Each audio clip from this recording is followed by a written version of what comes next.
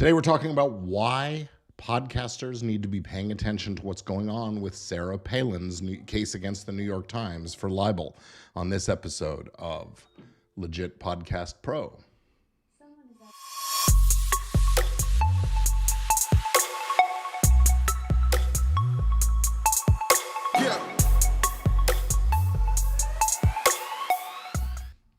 Hello, everybody, and welcome to Legit Podcast Pro. I'm in an extreme close-up for some reason. Hello, everybody. Welcome again to Extreme Podcast Pro. I am Legit Podcast Pro.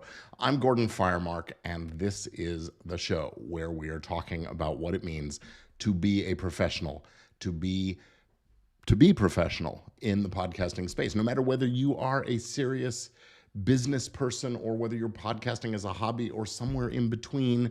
This show is for you because you don't need to be a professional intending to earn money with your podcasting to be professional about podcasting. It's that commitment to approaching things like a pro that really matters. And to help with that, I am here to answer questions, share legal and business topics around the podcast arena, and I'll be interviewing some legit podcast pros from time to time. I record the show live on Thursdays around 4 p.m. Pacific. I'm running a little late today, but here we are. So if you've got a question, post it in the comments or send me an email and I will get responding to it on the agenda for a future episode. But today, we're going to talk about Sara Palin's recent lawsuit against the New York Times.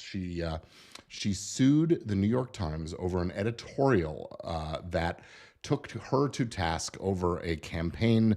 It was actually a campaign graphic and image that had crosshairs over certain congressional districts. And one of those was the district that was where Representative Gabby Giffords, who was shot by a disgruntled constituent or some crazy person, and the editorial made some accusations that this was a dog whistle or a call for that kind of action, and it was not a well thought out editorial. The statements were made, and the editor who wrote the thing that night and the next morning regretted some of the things and the way he said things. It was sort of a rush to get the thing out, and lots of excuses in any event. But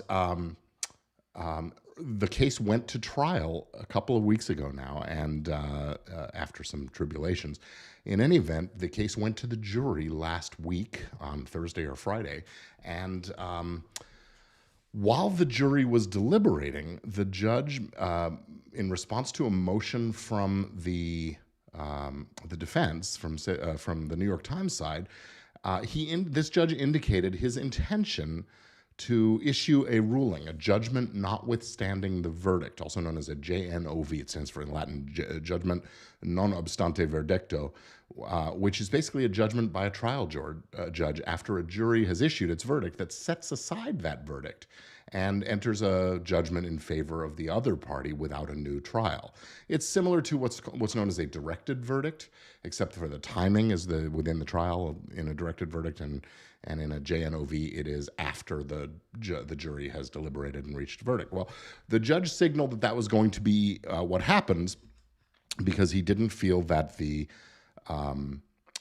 evidence presented at trial supported the plaintiff's, Sara Palin's, case. And that there was no reasonable way a reasonable jury could have interpreted it as such. And what he seemed to be saying was that they had messed up on a particular component of a libel claim relating to public figures in particular, that the statement was made with actual malice, and we're going to get into that. So let me just run through for you what the elements that Sara Palin's team needed to prove would have been, because what happened is the jury has now come back with a verdict against Ms. Palin in favor of the New York Times. So the judge didn't have to actually do this sort of somewhat extraordinary judgment, notwithstanding the verdict, but it still sets things up for an appeal. So let's talk about it. The elements of that claim for libel that Ms. Palin would have needed to prove are that the defendant published a false statement about or concerning Ms. Palin, the plaintiff, that caused harm to her reputation or standing in the community. And I think it's pretty obvious when that false statement about her calling out for people to engage with weapons against certain congressional districts, if that had been false, because it was false, could have caused harm to her reputation. It was certainly about her. She was named in the article. There's no question about that. And it's the New York Times, so publication is a pretty straightforward matter of proof as well. Now, whether or not it actually caused her harm became an issue in the trial, and there wasn't a lot she could point to as having caused her reputation to suffer. In fact, after the editorial was published, she was then engaged to be on one of the reality shows. Was it Dancing with the Stars or The Masked Singer? One of those. And, so she was still sort of being courted by the media and involved in public causes and still had the spotlight. It wasn't like she was completely being shunned and things. So the damages question, she couldn't prove that she had actually lost money or opportunity or standing in the community, really. So questionable there. But the real element that was a problem for her is that when the plaintiff in such a case is a public figure or a public official, Sara Palin had run for office not that long ago. She is certainly and she was governor of the state of Alaska for a while. She was certainly a public figure. And in such cases, according to a case from the 1973, actually, I think it was, I maybe have the year wrong. It was New York Times versus Sullivan, late 60s, early 70s. The case was about an advertorial. It was a paid advertisement that was run in the New York Times, dealing with the civil rights movement and calling out this Southern, I think he was the sheriff, Sullivan, and it made a few false statements about him. So he sued the New York Times, and the New York Times said, "Hey, wait a minute, First Amendment, we're journalists, this is free speech, and they succeeded in taking a case all the way to the United States Supreme Court, where the court said that when the plaintiff is a public figure or public official, the plaintiff needs to prove the additional element of actual malice. And the definition of actual malice is knowingly false or with reckless disregard for the truth or falsity of the statement. So in this case, what Ms. Palin was going to have to prove was that the New York Times' editorial staff knew that the statements were false and or acted recklessly with reckless disregard for the truth or falsity of those statements. And they were statements that are, arguably maybe opinion or hyperbole, and not necessarily, a 2 + 2 is 7 kind of a false statement. So the fact was that she just didn't manage to prove that they had the requisite knowledge or recklessness involved. And so that was the reason that the judge had indicated he was going to issue this judgment, notwithstanding the verdict.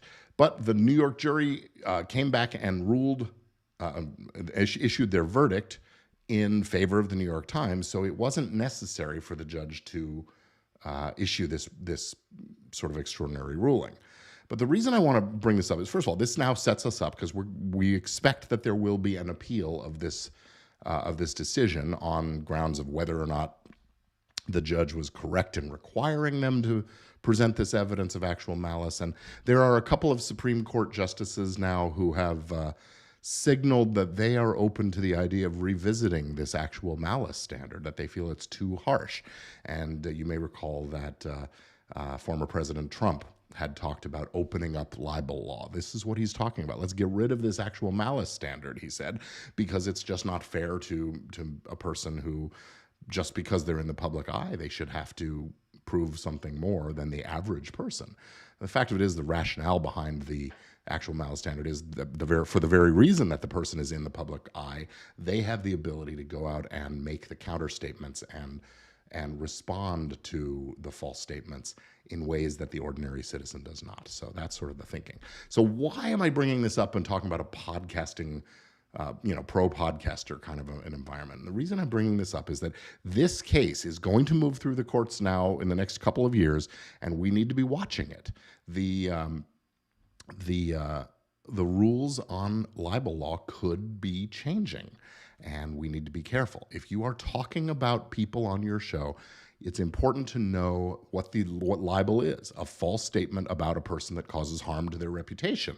When you put out your podcast, you're publishing it, and if it contains that kind of stuff, you can be on the hook for a case of libel. Now, if that person is a public figure, then the current law, as it stands, the current law says that person, you need to prove that actual malice. But if this changes, we need to be watching for it. And we would then just have the ordinary negligence standard. And that's the issue. So that's why I bring it up. I want everybody to be aware of what the law says in these kinds of things and be ready in case it starts coming up. Ask your legislators to do something about it, if nothing else. So that's it. This episode of Legit Podcast Pro is brought to you by the Legit Podcast Pro Facebook group, and I hope you will come on over to legitpodcastpro.com to join up and become a member of the group. It's free, and we talk about this kind of stuff all the time in there. So see you really soon. Thank you for being here. Talk to you again soon.